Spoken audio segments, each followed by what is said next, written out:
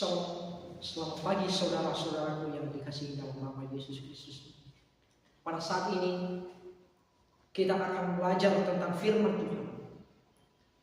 Kita akan mendalami sebuah firman Tuhan sebagaimana kita harus hidup sebagai orang Kristen yang beriman dan berkenan di hadapan Allah. Dan juga sebagaimana tubuh ini untuk kita jadikan sebagai persembahan yang hidup dan berkenan di hadapan Tuhan. Oleh sebab itu, sebelum saya menyampaikan khotbah pada saat ini, terlebih dahulu kita berdoa. Bapa kami yang bersemayam dalam kerajaan surga, terima kasih Tuhan atas segala berkat dan anugerah-Mu bagi kehidupan kami. Pada saat ini Tuhan, kami akan mendengarkan firman. Biarlah Engkau yang selalu mengurapi kami dengan kuasa dan Roh Kudus, agar kami bisa mendengarkan dan juga menerapkan firman ini di dalam kehidupan kami. Di dalam nama Yesus kami berdoa. Amin. Saudara-saudari yang terkasih dalam Kristus Yesus, pada saat ini kita sering bertanya pada zaman ini, bagaimanakah seharusnya kita hidup sebagai orang Kristen yang beriman di hadapan Tuhan. Kemudian kita juga sering bertanya, bagaimana kita harus menyeimbangkan antara menjadi bagian dari dunia ini dan kemudian dipanggil untuk menjadi berbeda. Firman Tuhan hari ini memberikan kita petunjuk yang jelas dan begitu relevan bagi kita, sebagaimana kita harus memahami bahwa kita adalah merupakan persembahan yang hidup di hadapan Tuhan. Tingkah laku orang Kristen adalah merupakan judul khotbah saya pada saat ini. Bapak Ibu, sebelum saya lanjutkan, saya mau memberikan sebuah ilustrasi bagi kita supaya kita bisa jauh lebih terjun mendalami firman ini pada saat ini. Ada sebuah tumbuhan yang dirawat, yang hampir setiap pagi dan setiap sore disirami dengan air oleh pemiliknya. Dan tumbuhan ini pun menjadi subur dan memiliki daun yang begitu lebat dan juga segar. Lalu ada juga sebuah tumbuhan yang hidup di halaman rumah yang sama sekali tidak pernah disirami dengan air. Perbedaan kedua tumbuhan ini bisa dibedakan dari daun-daunnya. Daun yang diserami oleh pemiliknya dengan rajin, dia menjadi segar. Sementara tumbuhan yang satu ini hidup dengan mandiri. Pertanyaan dari kedua tumbuhan ini, tumbuhan manakah yang akan terlihat lebih kuat dan kokoh? Mungkin kalau kita lihat dari luar, tumbuhan yang begitu segar yang disirami setiap pagi dan sore inilah yang akan kokoh.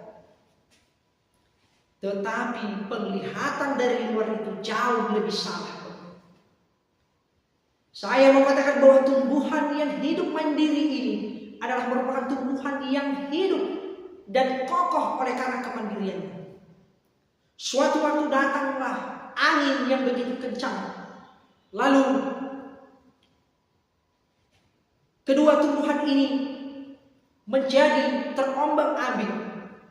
Lalu tumbuhan yang sering disirami pagi hari dan sore hari oleh pemiliknya menjadi roboh, bahkan tercabut oleh karena dia dimanjakan oleh pemiliknya, sehingga dia malas merambatkan akar-akarnya, sehingga ia malas menaruh akarnya untuk menusuk ke dalam bumi ini, mencari sumber air. Sebab dia berharap, dirawat. Sebentar lagi aku akan diberi makanan oleh Tuanku. Sementara tumbuhan yang hidup mandiri, dia berusaha menembuskan akarnya ke dalam bumi untuk mencari sumber air sebagai kekuatan, dan akar-akarnya pun merambat ke dalam bumi, sehingga seketika ada angin kencang, dia menjadi kokoh lain daripada tumbuhan yang dimanjakan oleh pemerintah. Oleh sebab itu Bapak Ibu, kita sebagai umat Kristen, sebagai umat beriman, Tuhan tidak pernah memanjakan umat-umatnya di hadapannya. Oleh sebab itu, judul khotbah saya pada saat ini adalah tingkah laku orang Kristen.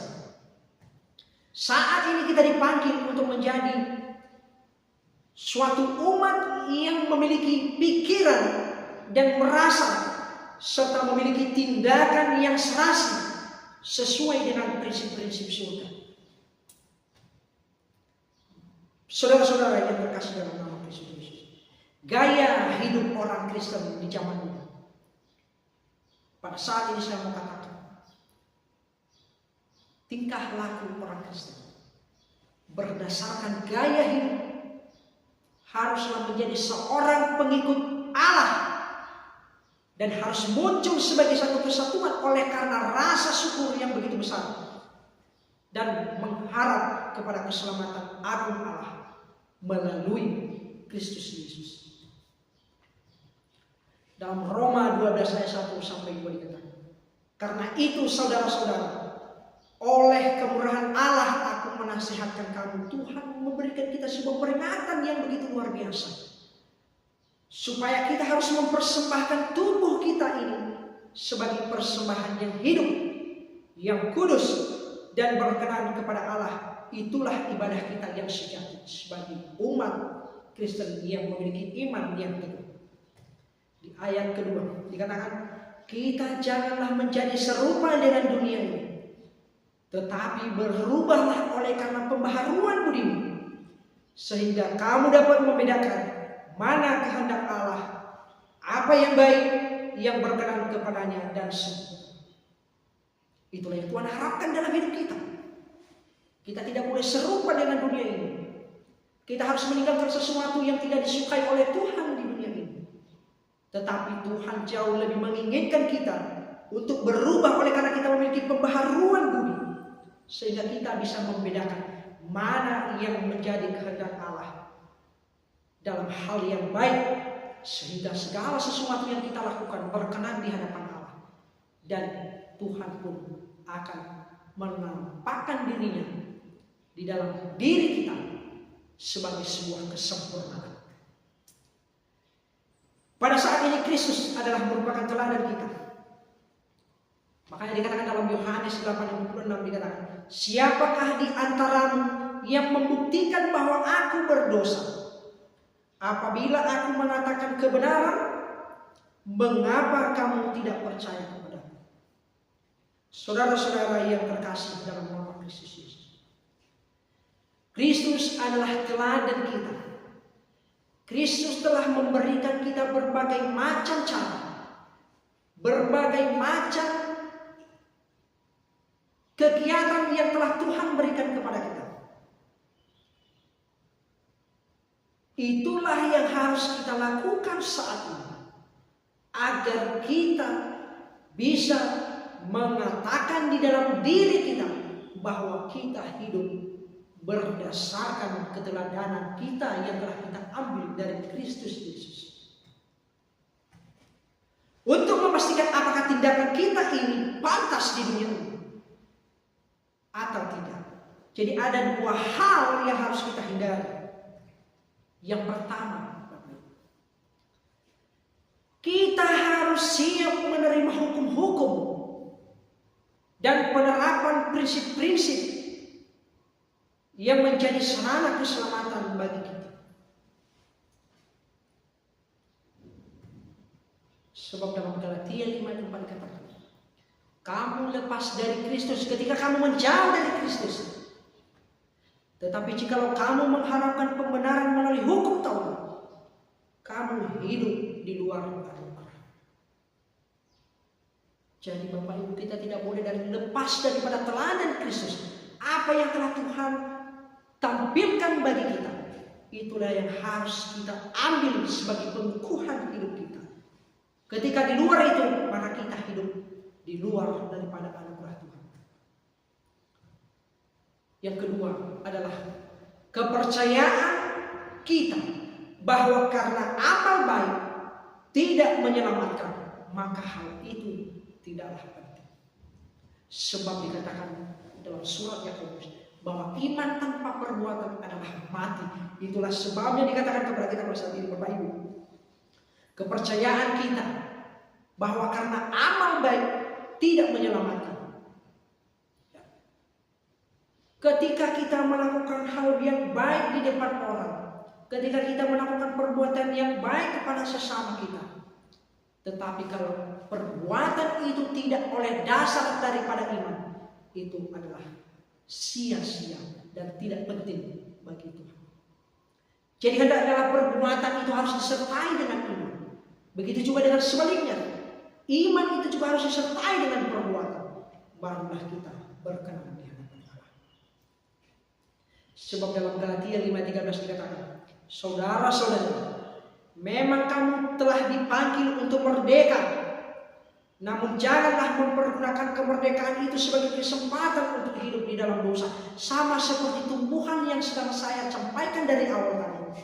Oleh karena dia dimanjakan oleh Tuhan sehingga ia malas bergerak. Dia malas merambatkan akarnya ke dalam bumi untuk berusaha mencari kekuatan sumber air. Tetapi Tuhan menginginkan kita saat ini untuk melainkan melayani seseorang akan yang lain dengan kasih. Karena tingkah laku kita dan kerohanian kita, Bapak Ibu, serat, ya, begitu erat secara keseluruhan.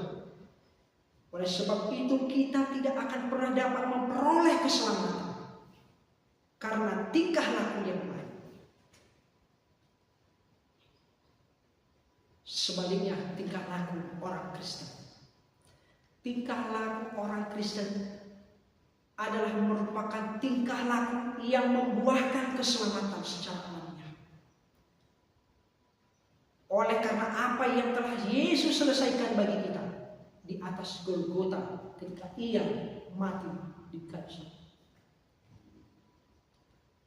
Sebagai orang Kristen yang beriman, dalam tingkah laku orang Kristen, ketika kita yakin bahwa tubuh kita ini adalah persembahan yang hidup untuk Allah.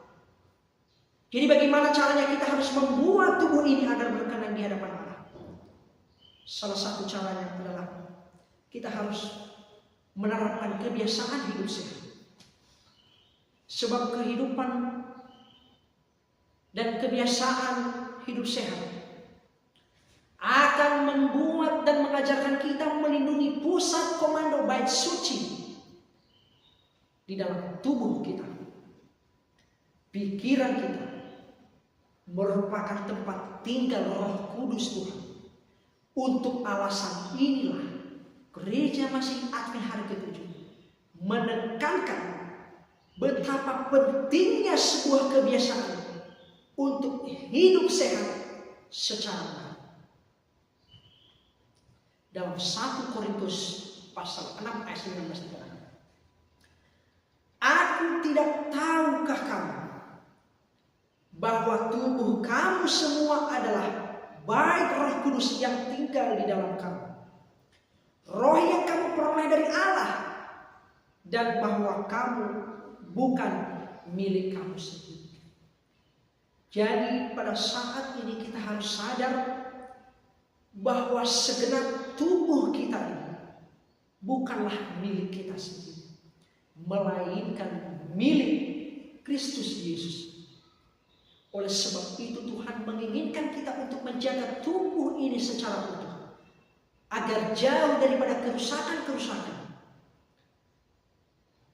sehingga tubuh ini menjadi persembahan yang hidup dan berkenan di hadapan Tuhan.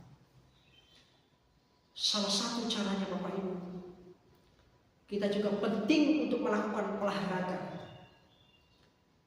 Sebab olahraga yang rutin juga merupakan sebuah formula yang sederhana bagi kita, bagi tubuh kita, untuk menambah energi di dalam tubuh kita, memberikan kita ketegapan di dalam tubuh, menurunkan stres, dan kemudian memberikan kita sebuah pemulihan pencernaan dan mengurangi rasa depresi serta risiko jantung dan kanker. Jadi olahraga bukanlah sekedar pilihan. Oh, saya mau olahraga yang ini, saya mau melakukan yang ini. Justru saat ini olahraga merupakan bagian terpenting agar kita tetap sehat secara optimal, baik secara fisik maupun mental.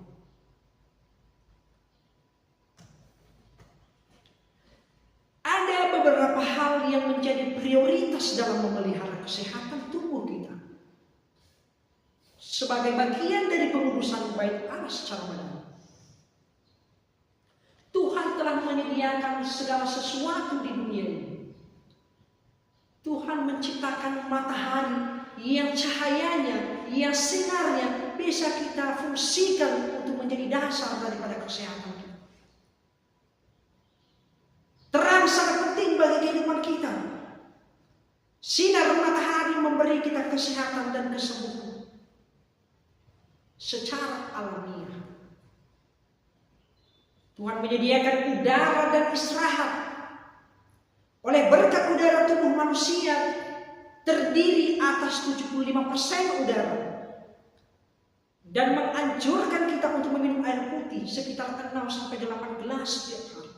Dan itu untuk membantu membuat hidup yang efisien dan bahagia.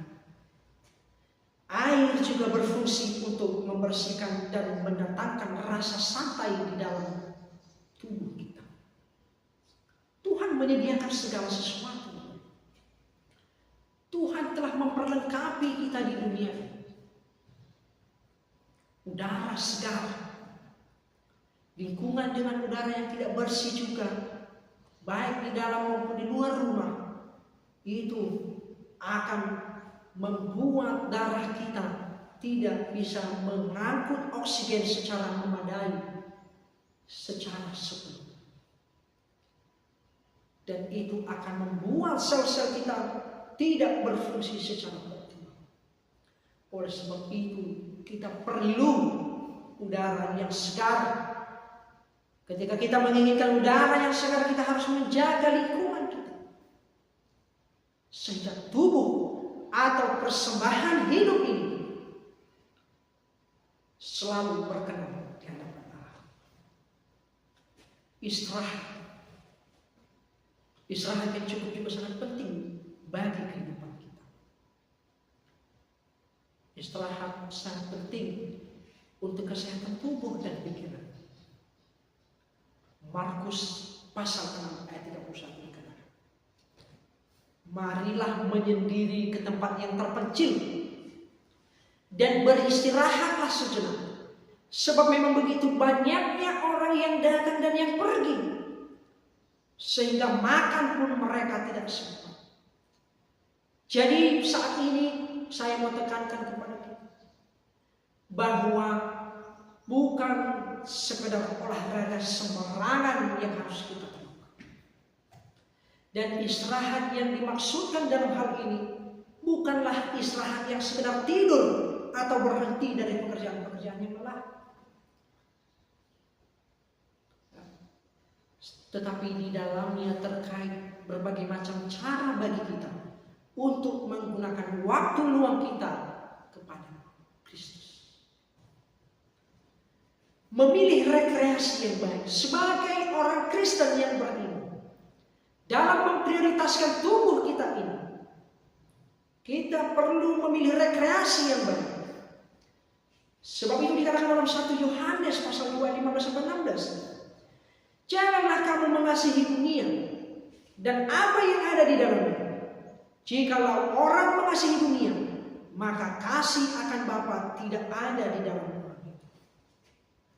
Jadi saat ini firman Tuhan saat ini mengajak kita untuk jauh-jauh daripada hal-hal duniawi yang tidak berkenan di hadapan Allah. Katakan dalam ayat 16, sebab semua yang ada di dalam dunia, yaitu merupakan keinginan daging dan keinginan mata, serta keangkuhan hidup. Dan itu semua bukan berasal dari Bapa yang di surga, melainkan dari dunia. Tuhan tidak menginginkan hal itu terjadi di dalam diri kita sebagai orang Kristen yang beriman. Kita harus memilih dan memilah media-media, tontonan, bacaan, dan musik yang mengandung pikiran dan moral. Itu semua harus kita hindari,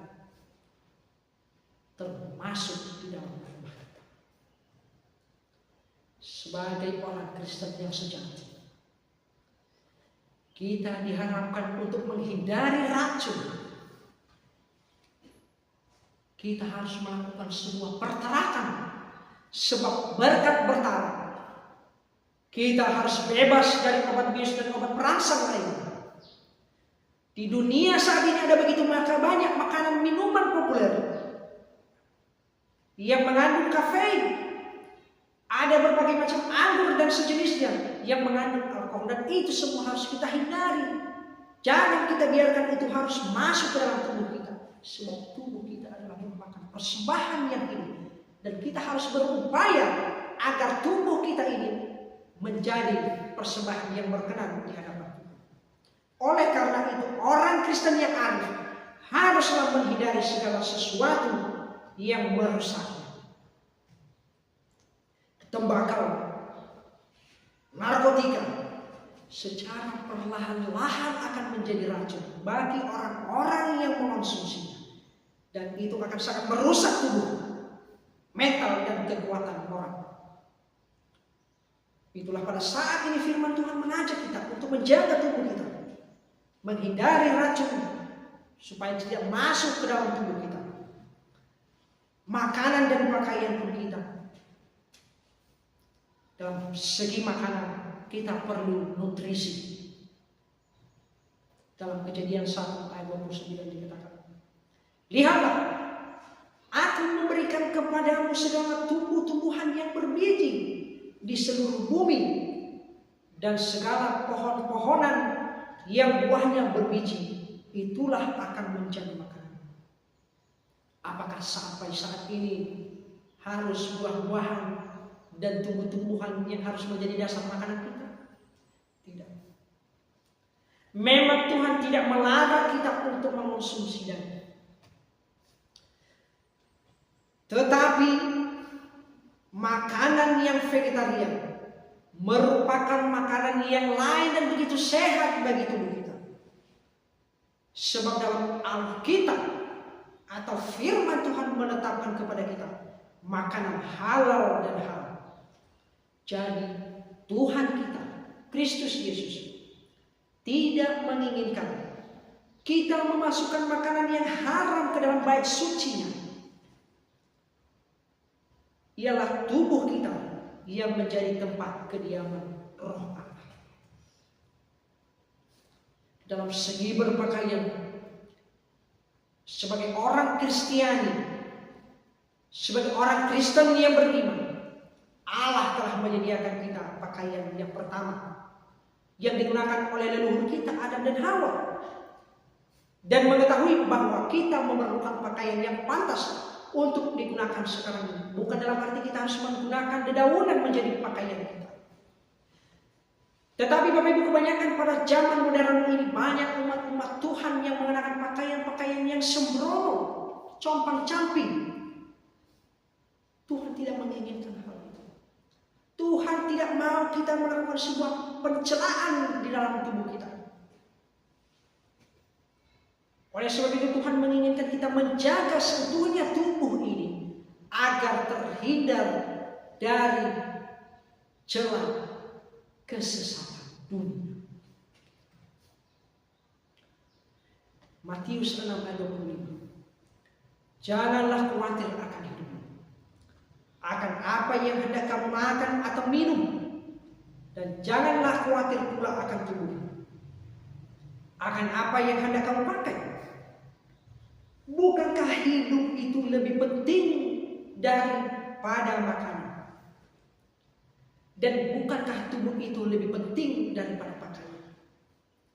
Bukan dalam arti kita tidak bisa membelikan pakaian-pakaian yang mahal, tetapi pada saat ini kita jauh lebih memilih kesederhanaan melalui firman Tuhan ini. Kita harus menjaga pola berpakaian kita supaya kita layak menghadap kepada Kristus Yesus untuk mempersembahkan persembahan yang hidup ini. Pilihan kita harus berdasarkan prinsip yang sederhana, praktis, sehat dan menarik, dan seturut daripada kehendak Tuhan, sehingga kita berkenan di hadapannya, sehingga Tuhan menerima kita sebagai persembahan yang penuh. 1 Timotius 2:9 dikatakan, demikian juga hendaknya perempuan, hendaklah ia berdandan dengan pantas, dengan sopan dan sederhana. Rambutnya jangan berkepang-kepang, jangan memakai emas atau mutiara, ataupun pakaian yang mahal.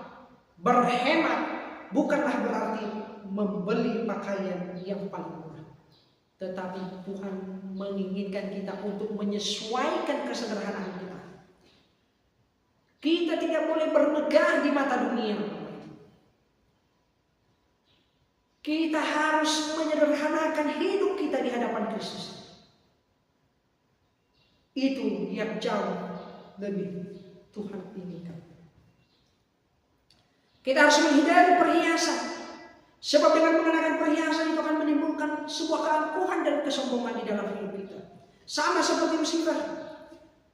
Oleh karena ia menghidupi keegoisan di dalam kehidupannya, sehingga ia menentang Tuhan dan dia lupa diri bahwa dia sendiri adalah ciptaan Tuhan.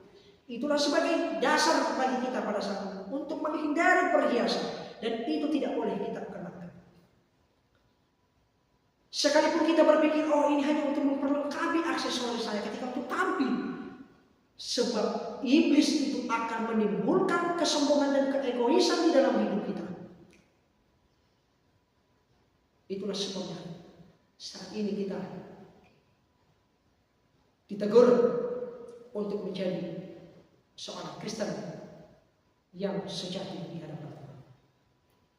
Maka kita harus sanggup untuk melakukan dan menghindari segala hal ini.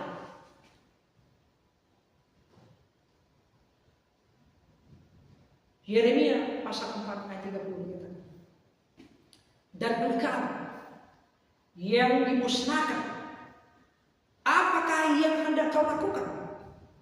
Mengapa engkau mengenakan pakaian kirmiji, menghiasi dirimu dengan perhiasan emas, memalin matamu dengan celak? Sia-sia engkau memperelok dirimu, pecinta-pecintamu menolak engkau, bahkan mereka ingin mencabut nyawa. Firman Tuhan yang berkata sama kita harus menjaga cara berpakaian kita, karena itu akan menimbulkan kontradiksi yang sangat berisiko bagi kita sebagai umat-umat Tuhan yang sejati. Oleh sebab itu, saya mau sampaikan, Bapak, sebuah ilustrasi untuk memperdalami firman ini, untuk membantu kita memahami firman Tuhan. Sebuah keluarga yang miskin hidup di dalam pedesaan, tidak memiliki apa-apa, tetapi mereka memiliki iman yang begitu luar biasa di hadapan Tuhan. Suatu saat iman ini hampir tergoyahkan oleh sesuatu hal yang terjadi di dalam keluarga mereka. Pada saat itu Mereka menerima tamu dari tanah yang jauh. Tamu yang datang ini berjumlah sekitar 3 orang. Dan ketiga tamu ini bernama kekayaan adalah sebagai tamu yang pertama. Dan kedua, kesuksesan adalah tamu yang kedua. Dan tamu yang terakhir adalah harapan. Bapak Ibu saudara-saudara yang terkasih dalam nama Kristus Yesus. Suami dan istri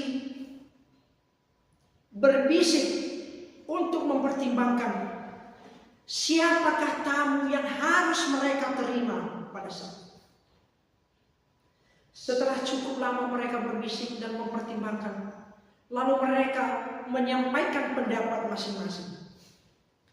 Pertama sekali, sang suami menyatakan, lebih baik kekayaan itulah yang harus kita terima sebagai tamu kita, supaya kita menjadi kaya raya. Lalu sang istri juga memberikan keputusannya, tidak, lebih baik kesuksesan yang harus kita terima untuk masuk ke dalam rumah kita. Dengan sukses, anak-anak kita akan menjadi orang yang terpandang dan menjadi kaya raya oleh karena kesuksesan. Iman mereka sudah mulai diuji. Mereka bingung.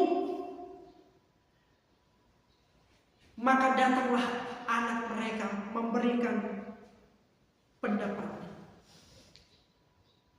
Pak, Bu, ada baiknya kita menerima harapan itu masuk ke dalam rumah kita sebagai tamu kita. Sebab kesuksesan dan kekayaan adalah merupakan harapan setiap manusia. Lalu sang suami dan istri ini menjadi sadar bahwa mereka hampir mengasihi dunia ini. Tetapi oleh karena keputusan anaknya dan pendapat anaknya, mereka menjadi sadar kembali bahwa kesuksesan dan kekayaan itu adalah merupakan harapan manusia di dunia. Lalu Bapak Ibu, seketika harapan itu mereka terima sebagai tamu mereka, maka secara otomatis kesuksesan dan kekayaan juga ikut masuk ke dalam rumah mereka. Oleh sebab ini Bapak Ibu, kita juga harus memiliki pengharapan yang luar biasa kepada Tuhan, agar kita bisa mempersembahkan persembahan yang hidup dan berkenan di hadapan Allah. Kita hidup untuk memuji Allah, bukan untuk mengasihi dunia. Oleh sebab itu, sebagai orang Kristen yang beriman, kita harus selamat atas keselamatan melalui Kristus. Kita harus hidup dengan pikiran Yesus. Kita harus hidup untuk memuji dan memuliakan Allah segenap hidupnya, agar kita semakin dijauhkan dari dunia-dunia yang tidak berkenan. Kita harus hidup menjadi seorang teladan, sama seperti Yesus yang telah memberikan contoh bagi kita. Kita hidup untuk mengabdi, mengabdikan diri kita sepenuhnya kepada Tuhan, agar Tuhan semakin mengasihi kita sebagai umat-umatnya. Hidup kita sepenuhnya hanya untuk memuji dan memuliakan Allah. Dengan demikian, saudara-saudara yang terkasih, maka kita akan menjadi seorang yang hidup dan menjadi teladan bagi setiap orang. Pada saat ini saya mau kita semua.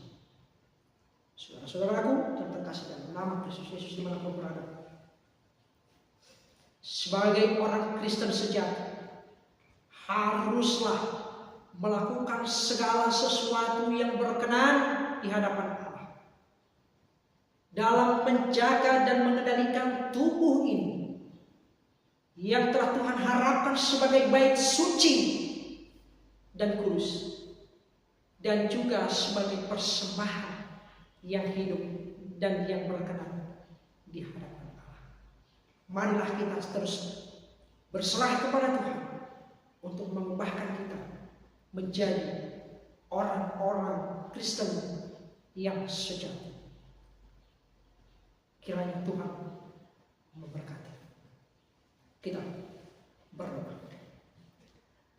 Bapa kami yang bersemayam dalam kerajaan surga, kami kembali bersyukur Bapa atas segala penyertaan dan kasih karunia-Mu bagi kehidupan kami, yang mana Engkau telah menolong dan melindungi kami. Pada saat ini Bapa, kami telah mendengarkan firman. Ubahkanlah kami, kasihilah kami Tuhan, agar kami dapat memberikan persembahan yang hidup dan berkenan di hadapan-Mu. Berikanlah kami penguatan agar kami semakin bertumbuh di dalam roh dan kebenaran, sehingga segala sesuatu yang kami lakukan menjadi sebuah pembenaran dan kemuliaan di dalam nama-Mu. Di dalam nama Yesus kami telah berdoa. Amin.